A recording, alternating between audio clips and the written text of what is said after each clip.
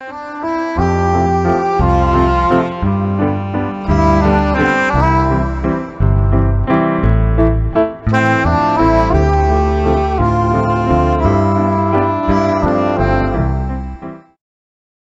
스님은 행복하신가요? 2024년 7월 13일 인도 실차르, 카차르 암병원 방문. 안녕하세요. 오늘은 어제에 이어서 카차르 암병원을 방문하여 라비 칸나님과 대화를 나누고 환자들의 가정을 방문하여 어떻게 돌봄을 받고 있는지 둘러보고 병원 직원들을 위해 증문즉설 강연을 했습니다. 스님은 새벽 기도와 명상을 마친 후 아침 7시 20분에 카차르 암병원으로 향했습니다. 병원에 도착하여 어젯밤에 어두워서 자세히 살펴보지 못했던 주방을 먼저 찾아갔습니다. 많은 사람이 식사를 하기에는 주방이 너무 좁고 시설이 열악하네요. 주방을 개선할 수 있게 지원을 좀 해주면 좋겠어요. 열악한 주방 시설을 개선하기 위해 스님은 보시금을 준비해서 라비칸나님의 집으로 향했습니다. 아내인 시타님이 정성껏 아침 식사를 준비해 주었습니다. 식사를 맛있게 먹고 1시간 동안 대화를 나누었습니다. 두 분은 암병원의 직원 운영 방식, 정토 외에 자원봉사 시스템에 대해 많은 대화를 나누었습니다. 대화를 마칠 무렵 칸나님이 스님에게 고민을 이야기했습니다. 암병원을 운영하다 보니 환자들의 죽음을 계속 마주하게 된다며 죽음을 어떻게 대해야 하는지 스님의 조언을 구했습니다. 죽음을 앞둔 사람을 어떻게 대해야 할까요? 스님, 암병원을 운영하다 보니 죽음을 맞이하는 환자들을 계속 만나게 됩니다. 죽음을 어떻게 대해야 할까요?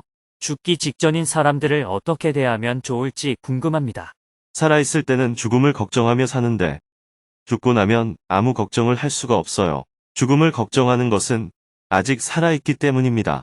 아이가 태어나서 자라는 것을 지켜보듯이 사람은 이런 과정을 거쳐서 죽는구나 하고 있는 그대로 지켜보면 됩니다.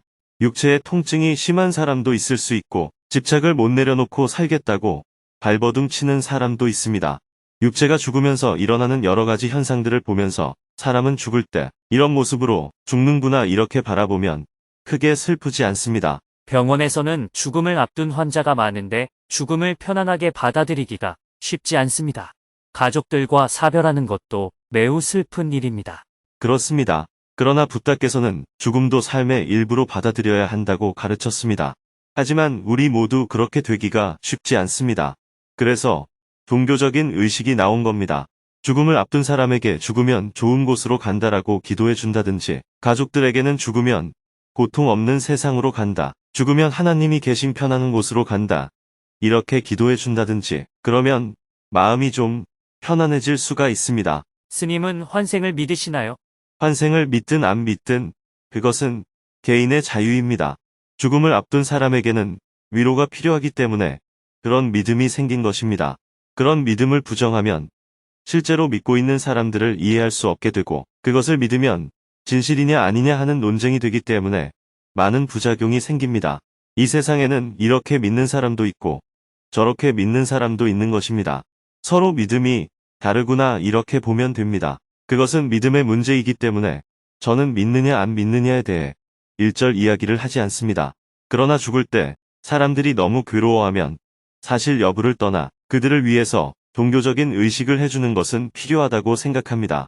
그렇다고 종교적인 의식을 너무 지나치게 해서는 안 됩니다. 개중에는 종교 의식을 강조해서 그걸 핑계로 사람들이 많은 돈을 내게 하는 경우도 있는데 그것은 바람직하지 않다고 생각합니다. 그래서 정토회에서는 부모가 죽거나 가족이 죽을 때 보시한 돈을 종교 의식을 하는 데 사용하지 않고 가난한 사람들을 돕는 데에 사용하고 있습니다. 가난한 사람들을 도운 공덕으로 돌아가신 분이 좋은 곳으로 가게 된다는 거죠. 그런 돈들을 모아서 세계 곳곳에서 어려운 이웃들을 돕는 일에 사용하고 있습니다. 스님은 라비칸나님에게 병원 주방을 개선하는 데에 사용하라고 보시금을 전달했습니다. 400여 명의 식사를 준비하기에는 주방 시설이 너무 열악한 것 같아요. 환자들의 식사를 만드는 곳은 더 청결해야 합니다. 그래서 주방 시설을 전체적으로 보완하면 좋겠어요. 땡큐. 그리고 스님은 한 가지 부탁을 했습니다. 어제 병원을 둘러보면서 환자의 자녀들이 엄마 아빠가 아파서 학교에 가지 못하는 경우가 있다고 들었습니다. JTS는 어떤 경우에도 아이들은 제때 배워야 한다는 목표를 갖고 있어요. 그래서 환자들의 자녀 중에 교육을 못 받는 아이들이 있다면 어떻게 교육을 받게 할 수 있는지 대책을 좀 세워주면 좋겠어요. 거기에 필요한 경비는 JTS에서 지원하겠습니다. 알겠습니다. 대화를 마치고 말기암 환자가 살고 있는 가정을 방문하기 위해 이동했습니다. 카차르암 병원에서는 말기암 환자의 경우 가족들 품에서 지내도록 하고 대신 의사가 정기적으로 가정 방문을 하여 환자가 안심할 수 있게 검진을 해주고 있습니다. 오늘 스님이 방문하기로 한 집은 폐암 말기 환자가 살고 있는 집입니다. 병원에서 차로 2시간을 이동한 후 다시 산길을 20분 걸어서 환자의 집에 도착했습니다. 스님은 폐암 말기 환자의 손을 꼭 잡고 기도를 해주었습니다. 기도를 마치고 의사로부터 암 환자 가정 방문 프로그램에 대해 설명을 들었습니다. 지역마다 1명의 의사와 8명의 간호사, 인구 1000명당 1명의 아사, 즉 간호요원이 배치되어 주 1회 가정 방문을 진행하고 있습니다. 5개의 헬스센터가 거점마다 있습니다. 암을 조기에 발견하기 위해 가가호호 방문하여 문진을 합니다. 인도는 아직 대가족 문화이기 때문에 치료가 더 이상 어려운 환자는 가족의 품으로 돌려보내서 여생을 가족들의 보살핌 속에서 지내도록 하고 있습니다. 설명을 듣고 나서 스님은 환자에게 보시금을 전달했습니다. 드시고 싶은 것을 사드세요. 단야바드. 감사합니다. 이어서 의사가 주민들을 위해 의료 교육을 진행했습니다. 주민 교육 시간이 끝난 후 의사가 스님에게 주민들을 위해 한 말씀을 해달라고 요청했습니다. 이곳 아삼 지방에서는 주민들이 담배잎을 뭉쳐서 입안에 넣고 씹는 방식으로 흡연을 많이 합니다. 이 잎담배로 인해 이 지역은 구강암, 후두암, 폐암의 발병률이 매우 높다고 합니다. 스님은 암을 예방하기 위해 무엇을 해야 하는지 강조했습니다. 의사 선생님의 얘기를 잘 들었습니까? 오늘 담뱃잎을 씹는다고 당장 한 달 후에 암에 걸리는 것은 아닙니다. 자꾸 입담배를 하게 되면 5년 후든 10년 후든 결국에는 암이 발병하게 됩니다. 씹는다고 반드시 생기는 게 아니라 안 씹는 사람보다 암이 생길 확률이 몇 배 더 높은 것입니다. 옛날에는 입담배에 발암 물질이 있는지 몰라서 그냥 씹었는데 이제는 모두가 그 사실을 알게 됐습니다. 모를 때는 먹었다 하더라도 이제 몸에 해롭다는 걸 알게 됐는데도 계속 먹는 사람은 바보입니다. 본인이 먹고 암에 걸려서 죽는 것만 문제가 아니고 가족들도 힘들고 의사도 힘들고 많은 사람들을 힘들게 합니다. 한번 습관이 들면 고치기 어렵다는 것은 충분히 이해가 되지만 내 건강에 나쁘다면 멈춰야 합니다. 아시겠죠? 티켓. 알겠습니다. 환자 가정 방문을 마치고 헬스센터로 향했습니다. 다시 시골길을 20분 걸었습니다. 후덥지근한 우기의 인도 날씨는 땀을 많이 흘리게 했습니다. 다시 차를 타고 1시간을 이동하여 헬스센터에 도착했습니다. 카차르암 병원에서 세운 헬스센터는 아니고 정부 시설인데 주 1회 시설을 이용하고 있는 것이라고 설명해 주었습니다. 특히 암을 조기 발견하는 시스템이 잘 마련되어 있다고 강조했습니다. 간호사들이 가정 방문을 통해 암일 확률이 높은 환자를 조기 발견하면 병원에 보고를 합니다. 그러면 의사가 나와서 이곳 헬스센터에서 검진을 합니다. 현재 이 마을에서는 3명이 암이 있다고 의심이 되어서 오늘 의사 선생님이 오셔서 검진을 하고 있습니다. 의사 선생님의 검진이 끝나고 다 함께 점심을 먹기 위해 길거리 식당으로 이동했습니다. 가볍게 점심을 먹고 다시 차를 타고 2시간을 달려 숙소로 돌아와 땀을 씻어냈습니다. 덥고 습한 날씨에 하루 종일 땀을 흠뻑 흘렸습니다. 간단히 씻고 곧바로 카차르암 병원으로 갔습니다. 저녁 6시부터는 병원 직원들을 위해 증문즉설 시간을 가졌습니다. 병원 직원 100여 명이 자리를 가득 메웠습니다. 무더운 한여름에도 직원들은 에어컨을 틀지 않았습니다. 라비칸나님이 환영 인사를 하고 아내인 시타님이 스님을 직원들에게 자세히 소개해 주었습니다. 큰 박수를 받으며 스님이 마이크 앞에 섰습니다. 스님은 왜 카차르암 병원을 방문하게 되었는지 사연을 소개하고 증문즉설의 진행 방식을 이야기한 후 대화를 시작했습니다. 저는 1991년에 불교 성지를 순례하기 위해 인도를 처음 방문했습니다. 1993년부터 인도의 가난한 아이들을 위한 학교를 운영했기 때문에 매년 인도에 한두 번씩은 오게 됐습니다.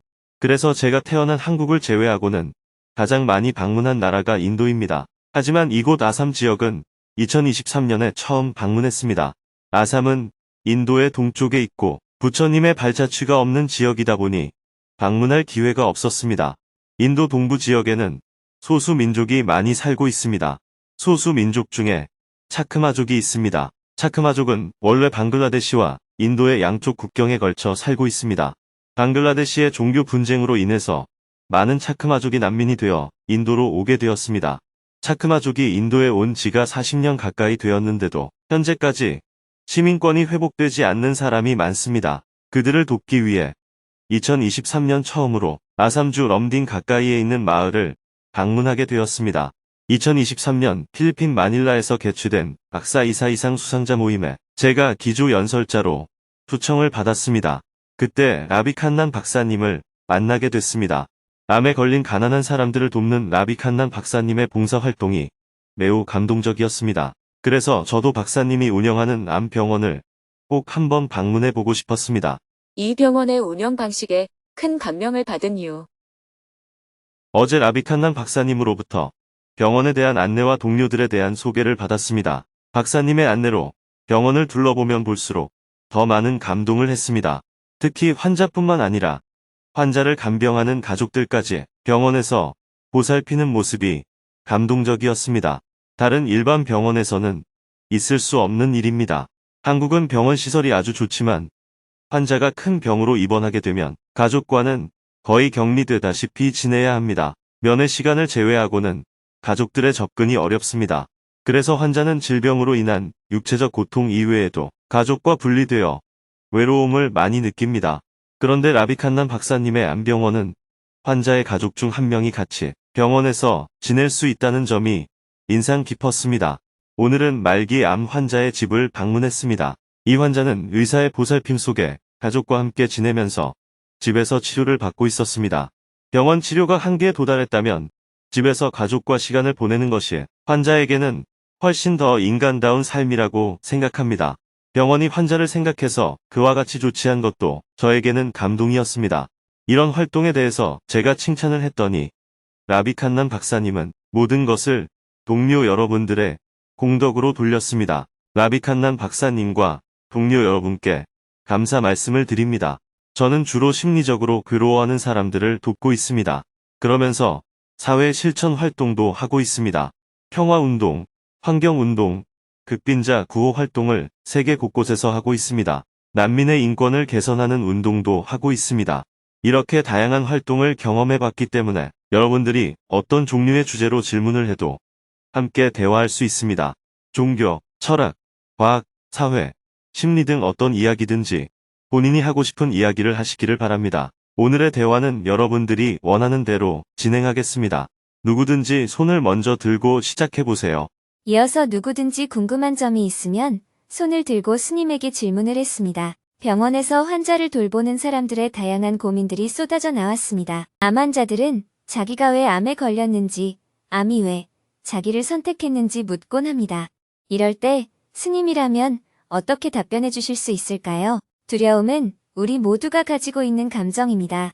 아이가 잘못되면 어쩌나, 투자를 했는데 실패하면 어쩌나, 여러 종류의 두려움에 대해 어떻게 대처해야 하나요? 암에 걸린 환자들은 통증 때문에 매우 고통스러워합니다.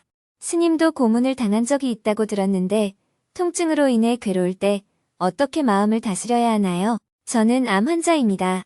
지난 10년간 치료를 받으면서 몸은 많이 좋아졌습니다. 하지만 여전히 죽음에 대한 두려움에서 자유롭지 못합니다. 이 두려움을 어떻게 해야 할까요? 환자가 죽게 되면 그 가족은 평생 고통을 안고 살아가야 합니다. 가족들은 어떤 마음을 가져야 할까요? 저는 가족에 대한 집착이 강합니다. 이 집착을 어떻게 버릴 수 있나요? 현대인들은 인내심이 부족한 편입니다. 이것도 무지에서 발생하는 건가요? 2시간 동안 대화를 나눈 후 마지막으로 라비 칸난 님이 손을 들고 스님에게 질문을 했습니다. 어떻게 하면 행복해질 수 있나요? 모든 사람이 행복하기를 원합니다. 어떻게 하면 행복해질 수 있나요? 만약 여러분들에게 얼마의 돈이 있다고 합시다. 그 돈을 가지고 나를 위해 맛있는 음식을 사 먹거나 좋은 옷을 샀을 때 내가 더 만족할까요? 아니면 음식을 구하지 못하는 사람들에게 음식을 주고 옷이 없는 사람에게 옷을 나눠 주었을 때 더 만족을 느낄까요? 어떤 것이 더 여러분들을 만족스럽게 합니까? 나의 욕구를 채우는 만족감과 남을 도왔다는 보람을 비교했을 때 시간이 흐를수록 어떤 것이 더 만족스러울까요? 물론 어떤 것이 더 좋다고 정해진 것은 없습니다. 여러분들이 좋은 대로 행하시면 됩니다. 저의 경우는 나 혼자 맛있는 것을 먹는 것보다는 음식이 부족한 다른 사람들과 나눠 먹는 것이 더 낫고, 나 혼자 비싼 옷을 입는 것보다는 옷이 없는 다른 사람들과 나눠 입는 것이 더 낫습니다. 그렇게 해서 죽은 뒤에 천국에 가거나 다음 생에 좋은 곳에 태어나기를 기대하기 때문에 그런 일을 하는 게 아닙니다. 주위와 나누며 사는 것이 더 만족스럽기 때문에 그런 일을 합니다. 이렇게 삶의 관점을 가질 때 행복해질 수 있습니다. 의사로서 고통에 처한 많은 환자를 그냥 내버려 두고 돈벌이가 되는 치료만 한다면 만족을 느낄까요? 아니면 환자를 돕는 역할을 하는 것이 더 만족스러울까요? 여러분의 대부분은 개인의 이익보다는 고통스러워하는 사람과 함께하는 것이 더 만족스럽기 때문에 이 병원에서 일하고 있다고 생각합니다. 이런 활동은 그들을 위하는 길이 아니라 바로 나를 위하는 길입니다. 누군가를 위해 내가 희생하는 것이 아닙니다. 그들을 위하는 것이 바로 나를 위하는 길입니다. 이런 관점을 가질 때 지속적으로 활동할 수 있습니다. 만약 여러분들이 자신을 희생한다고 생각하면 활동을 지속할 수 없습니다. 희생한다는 것은 억지로 참는다는 것인데 참으면 스트레스를 받게 됩니다. 힘들어도 다른 사람이 나의 일을 알아주면 힘들지 않은데 몰라주면 억울한 마음이 듭니다. 그래서 그들을 위하는 일이 바로 나를 위하는 일이라는 관점을 갖고 활동을 해보면 좋겠습니다. 누가 알아주든 알아주지 않든 상관이 없습니다.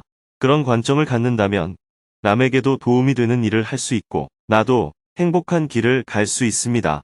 여러분은 이곳에서 일하는 게 힘듭니까? 병원 직원들 중 한 명이 대답했습니다. 예. 가끔은 힘들 때가 있습니다. 가끔 누군가 나의 수고를 알아주면 행복하기도 하고 아무도 나의 수고를 알아주지 않으면 불행하기도 합니다. 스님이 다시 말을 이었습니다. 그래서 타인에 대해서는 알아주는 자세를 취하고 자신에 대해서는 스스로 만족할 줄 알아야 합니다. 다른 사람의 수고에 대해서는 내가 먼저 알아주어야겠다는 관점을 가져야 하고 스스로에 대해서는 만족할 줄 아는 관점을 가져야 합니다. 나의 일을 남이 알아주기를 원한다는 것은 내가 이미 그 사람의 평가에 매여 있다는 뜻입니다. 남이 알아주느냐, 알아주지 않느냐로 인해 나의 행복과 불행이 달라진다면 나는 남에게 속박된 존재가 됩니다. 우리는 자유인이 되어야 합니다. 어떤 사람에게도 영향을 받을 필요가 없습니다. 그들이 칭찬하든 비난하든 나는 내 길을 가야 합니다. 비난하고 칭찬하는 것은 그들의 일입니다. 이렇게 관점을 가질 때 자기를 온전히 지켜나갈 수 있습니다. 내 인생의 주인은 나 자신입니다. 불교식으로 말하면 우리 모두가 붓다입니다.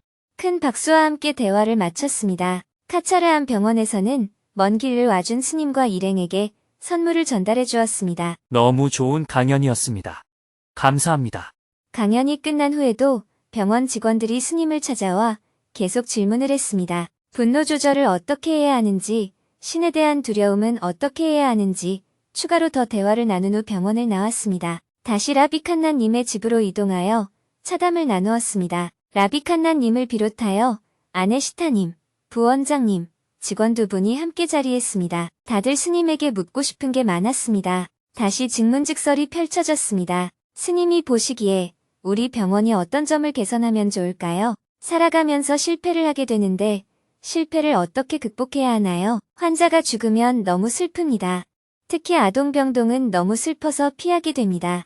어떤 관점을 가져야 할까요? 신의 벌을 받아서 암에 걸렸다고 생각하는 환자들에게 어떤 말을 해주어야 할까요? 1시간 반 동안 대화를 나눈 후 이번에도 마지막으로 라비칸나님이 스님에게 질문을 했습니다. 앞으로 JTS와 카차르한 병원이 어떻게 협업을 해나가면 좋을지 스님의 생각을 궁금해했습니다. 어떤 일을 함께 협력해 나가면 좋을까요? 앞으로 스님과 제가 어떻게 협조할 수 있을까요? JTS와 카차르 암병원이 함께 협력하여 어떤 일을 해볼 수 있을까요? 우선 제가 할 수 있는 일부터 말씀드리겠습니다. 첫째, 부엌 리모델링처럼 환자들의 생활 환경을 개선하는 일을 할 수 있을 것 같습니다. 이번에 둘러보지는 못했지만 병원 화장실이라든지 빨래하는 곳에 개선이 필요하다면 언제든지 제안을 해주십시오. 둘째, 환자의 자녀들이 공부를 못하고 있다면 공부할 수 있는 방법을 마련해 보면 좋겠습니다. 저는 많은 돈을 들이는 방식을 원하지 않습니다. 최신 기계가 들어오는 게 꼭 바람직하다고 생각하지 않습니다. 오히려 오늘 방문한 곳처럼 치아를 검사하여 암의 원인을 찾은 것은 굉장히 좋은 방법입니다. 뭐든 자꾸 최신 장비를 마련하려고 하고 많은 돈을 후원받으려고만 하면 끝이 없습니다. 돈을 조금만 들여도 개선할 수 있는 것이 많습니다. 돈이 적게 들면서 효과를 발휘할 수 있는 아이디어는 언제든지 지원해 드리겠습니다. JTS에서는 이거 해주세요 하는 요구에 대해서는 어떤 지원도 하지 않습니다. 우리가 이것은 준비했지만 아직 이것은 부족합니다 하고 요청하면 그 부족한 부분을 지원합니다. 도움을 주는 관계가 아닌 함께 만들어가는 관계가 되었으면 좋겠습니다. 그래서 제가 만든 단체 이름이 조인 투게더 소사이어티입니다. 카차르 암병원이 부탄의 지속 가능한 개발 프로젝트에 어떻게 도움이 될 것인지, 인도 둥게 스와리 마을에 어떻게 도움이 될 것인지에 대해 저도 생각하고 있습니다. 카차르 암병원의 운영 방식을 도입하는 것이 필요하면 당신에게 도움을 요청하겠습니다. JTS와 함께 어떤 사업을 추진하려면 일단 돈이 적게 들어야 합니다. 그래야 전 세계로 확대할 수가 있기 때문입니다. 돈이 너무 많이 들면 다른 지역에서 적용할 수가 없습니다. 저는 당신들이 하고 있는 이와 같은 사업 방식을 전 세계적으로 확대하는 데 관심을 가지고 있습니다. 카차르 암병원의 운영 방식을 실차르 지역뿐만 아니라 인도 전역에 그리고 동남아 지역에도 확대하려면 어떻게 해야 하는지가 과제입니다. 당신이 개발한 것을 좀 더 넓게 확산시킬 수 있으면 좋겠습니다. 그렇기 때문에 같이 할 일이 많을 수밖에 없습니다. 저는 병원 운영 말고는 다른 활동이 없습니다. 그러나 스님께서는 하시는 일이 정말 많으시잖아요. 우리 병원의 모델을 확산시킬 의향이 있으시다면 제가 언제든지 도와드리겠습니다. 직접 와서 보니 병원의 규모가 생각보다 크긴 하지만 화려하지 않고 검소해서 좋았습니다. 왜냐하면 이렇게 검소한 방식은 다른 곳에도 확산시킬 수 있기 때문입니다. 큰 병원을 짓고 최첨단 기계 설비를 해놓았다면 다른 곳에서 흉내 내기가 어렵습니다. 비용도 감당할 수가 없습니다. 그러나 카차르 암병원의 규모 정도라면 널리 확산시켜 볼 수 있지 않을까 싶습니다. 오늘 가정 방문을 가보니까 병원에서 환자를 방치하지 않고 관리를 해주고 있어서 가족과 환자 모두 심리적 안정감을 느끼고 있었습니다. 좋은 사례라고 생각합니다. 스님은 지금 행복한가요? 아내인 시타님도 추가로 질문을 했습니다. 스님은 실제로 행복한지 물었습니다. 스님은 지금 행복하신가요? 보기에는 어때 보여요? 행복해 보입니다. 스님은 수행을 통해서 마음이 이미 안정된 분이잖아요. 전 세계를 다니며 좋은 일도 많이 하고 계셔서 스스로 만족스럽게 지내실 것 같습니다. 스님 스스로는 어떻게 생각하시는지요? 저는 할 수 있는 만큼 하는 스타일입니다. 저는 내일 죽어도 아무런 문제가 없습니다. 아직 안 죽었는데 활동을 멈출 수는 없잖아요. 그래서 계속 활동을 하는 겁니다. 죽고 난 뒤에 어떻게 할 것인지는 산 사람들이 생각할 일이지 제가 생각할 일이 아닙니다. 그래서 죽은 뒤에는 어떡하나 하는 생각도 하지 않습니다. 다만 개인의 역량은 그 사람이 사라져버리면 축소가 되니까 가능하면 시스템화해서 한 개인에게 너무 의지하지 않도록 단체를 운영하고 있습니다. 그래서 일을 많이 하고 있기는 하지만 걱정이 되는 일은 없습니다. 대화를 마치고 나니 밤 10시가 다 되었습니다. 스님은 라비칸난 부부에게 작별 인사를 했습니다. 도움이 필요하면 언제든지 이야기하세요. 작은 일이라도 시설 개선이 필요한 부분이 있으면 언제든지 지원을 하겠습니다. 부담 갖지 말고 요청하세요. 스님께서도 의료 영역에서 도움이 필요한 것이 있으면 언제든지 저한테 이야기해 주십시오. 그래요. 못하면 못한다고 편하게 이야기하는 관계가 됩시다. 다음 만남을 기약하며 스님은 숙소로 향했습니다. 스님은 라비님에게 따라 나오지 말라고 했지만 라비님은 주차장까지 스님 일행을 배웅했습니다. 내일은 새벽에 일어나자마자 실차르 공항으로 이동하여 비행기를 타고 캘커타 공항을 경유한 후 오후에는 방글라데시 다카에 도착합니다. 다카에서는 빈곤층 어린이에게 온라인 무료 교육을 보급하여 막사이사 이상을 수상한 코르비락 샨드님을 만나 대화를 나누고 그가 운영하는 자아고 재단을 둘러볼 예정입니다.